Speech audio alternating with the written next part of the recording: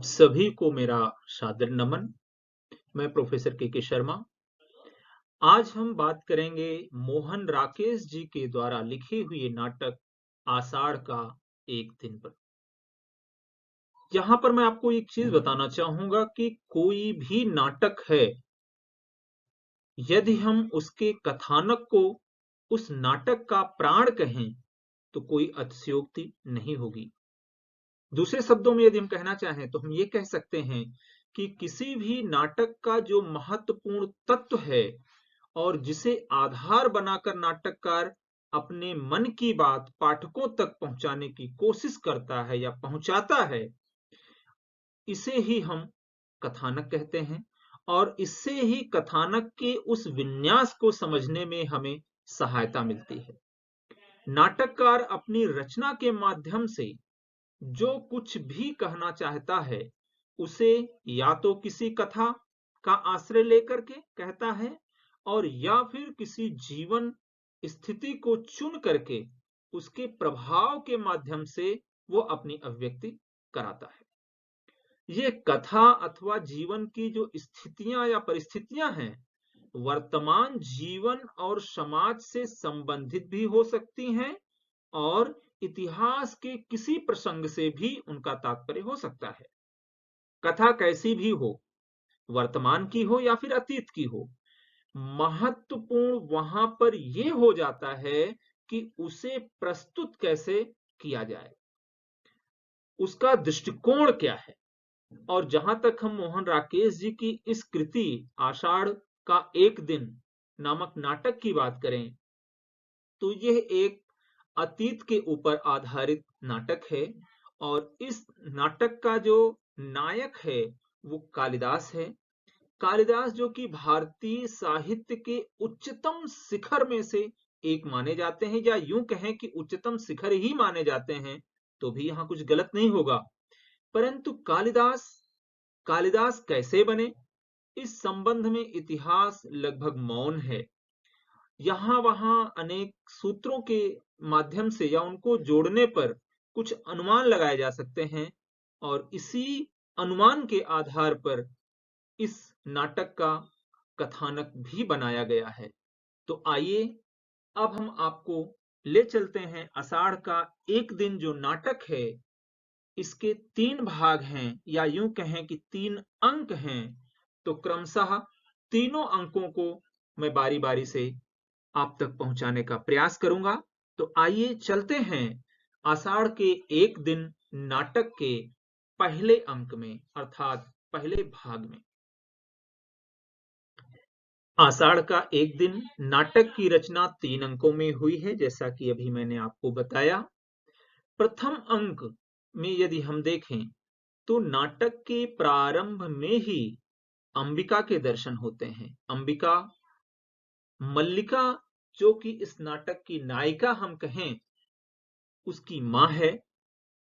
ये धान साफ कर रही होती है, तभी यहां पर मल्लिका का प्रवेश होता है और दोनों आपस में बातें करती हैं और उससे पता चलता है कि मल्लिका अंबिका की पुत्री है और मल्लिका ने कालिदास के साथ आषाढ़ की पहली बरसात में भीगने का आनंद उठाया है और इसलिए वह अपने इस सौभाग्य पर बहुत प्रसन्न है। परंतु अंबिका को मल्लिका का यह आचरण अनुचित सा प्रतीत होता है। अर्थात एक मां की नजरिए से यदि हम देखें तो अंबिका सोचती है कि उसकी पुत्री मल्लिका, जिसकी मित्रता कालिदास के साथ है, उसके साथ घूमना उठना बैठना उसे पसंद नहीं आता है। उसके पीछे भी रहस्य है कि गांव वाले नाना प्रकार की बातें बनाते हैं। तो माँ की भावना को देखें तो एक प्रकार माँ की भावना उसे, अर्थात मल्लिका को, कालिदास के साथ उठना बैठना नापसंद करती है। और ठीक इस समय जब मल्लिका आती है स्टेज पर, उस समय बरसात का सीन दिखाया गया है। अर्थात बारिश में वो भीग करके आती है और आते ही माँ से कहती है कि माँ, चारों तरफ बारिश हो रही है, मैं गई तो थी बाहर घूमने के लिए, कि उड़ते हुए बकुल की पंक्तियों को देखूंगी, लेकिन देखो मैं भीग कर आ गई और पूरी घाटी ही वर्षा ऋतु में भीग चुकी है। इस प्रकार की जब माँ से वो वार्ता करती है, तब बातों ही बातों में माँ अपनी नाराजगी उस पर दिखाती है और कहती है कि ये इस तरीके से तुम्हारा घूमना आना जाना उचित नहीं है। मल्लिका अपनी माँ को समझाने का प्रयास करती है और कहती है कि माँ, मुझे लोकापवाद का भय नहीं है। जो कुछ मैं कर रही हूँ अपनी भावनाओं की भावना में कर रही हूँ, अर्थात मेरी जो भावनाएं कहती हैं मैं उन भावनाओं को ही सर्वोपरि रख के काम कर रही हूँ।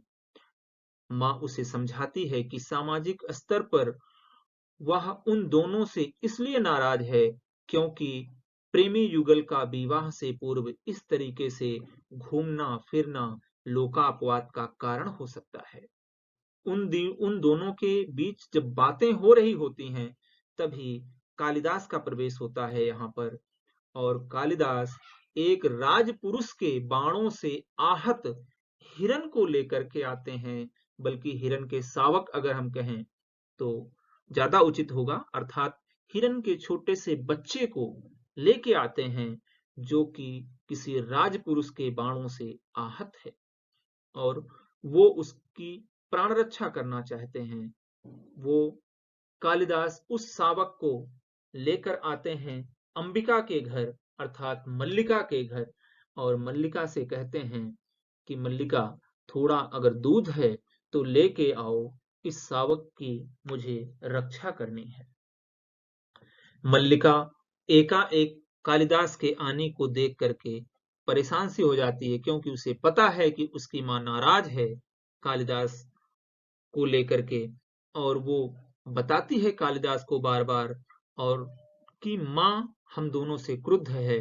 कालिदास के कहने पर वो हिरण शावक के लिए दूध ले आती है। कालिदास हिरण शावक को मल्लिका को पकड़ा कर उसे दूध पिलाता है और तभी उस राजपुरुष का आगमन होता है जिसने कि हिरण को अपने बाणों से घायल किया था।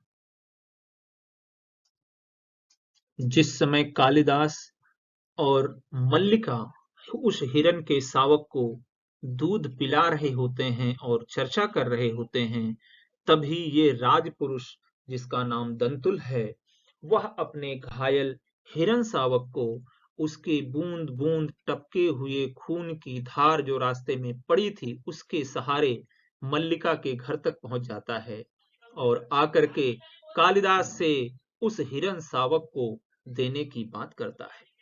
कालिदास कहता है कि मुझे नहीं लगता कि तुम इस प्रदेश के रहने वाले हो, क्योंकि यहाँ पर किसी भी पशु पक्षी का शिकार करना मना है। दंतुल उसे कहता है कि निश्चित रूप से तुम मेरे पोशाक को देख करके ये अनुमान लगा चुके होगे कि मैं यहाँ का रहने वाला नहीं हूँ, लेकिन तुम्हें इस हिरण शावक को रखने की कोई जरूरत नहीं है या इसके तुम अधिकारी नहीं हो, क्योंकि यह मेरे बाणों से घायल है और इसलिए तुम ये हिरण शावक मुझे वापस कर दो। कालिदास कहता है कि किसी को मारना बहुत आसान है, लेकिन उसके जीवन को बचाना बहुत मुश्किल है, इसलिए ये मैं हिरण शावक तुम्हें नहीं दे सकता हूँ। इस तरीके से दोनों के बीच बहुत तर्क और वितर्क होता है।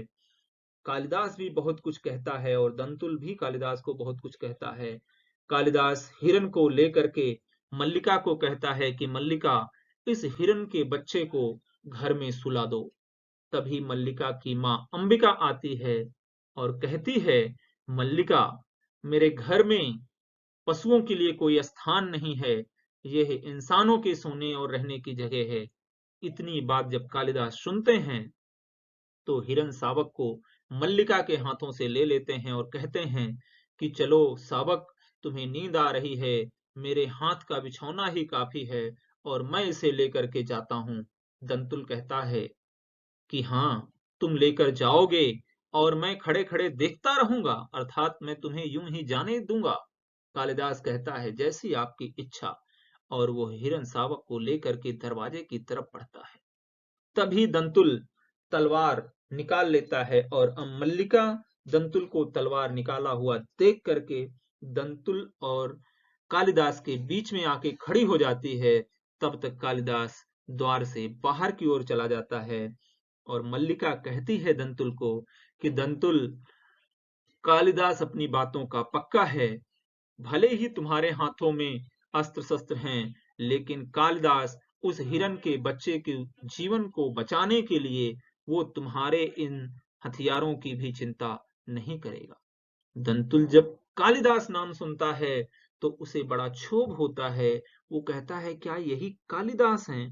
मल्लिका कहती है क्या आप जानते हो कालिदास को? कहता है कालिदास को कौन नहीं जानता है।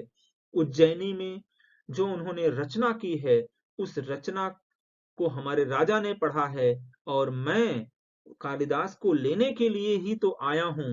उन्हें उज्जैनी के राजा ने बड़े आदर के साथ लाने की बात कही है और उन्हें हम हमारे राज्य का राजकवि घोषित करना है। मुझसे तो बहुत बड़ा अपराध हो गया है।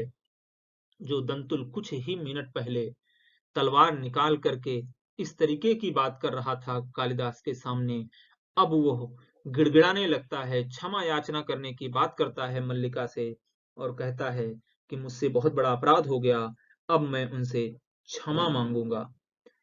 और इस तरीके से वो चाहता है कि किसी तरीके से कालिदास उसे क्षमा कर दें। तभी वो कालिदास के पीछे चल देता है और मल्लिका प्रसन्न हो जाती है कि मानो उसे कोई बहुत बड़ी उपलब्धि मिल गई हो, कोई बहुत बड़ा खजाना मिल गया हो कि कालिदास को राष्ट्र कवि घोषित किया जाएगा या राज्य कवि घोषित किया जाएगा। और उसके जाने के बाद दंतुल के थोड़ी देर में ही मातुल का आगमन होता है। मातुल कालिदास जी के मामा जी हैं और मातुल का जब आगमन होता है तो मातुल ये बताता है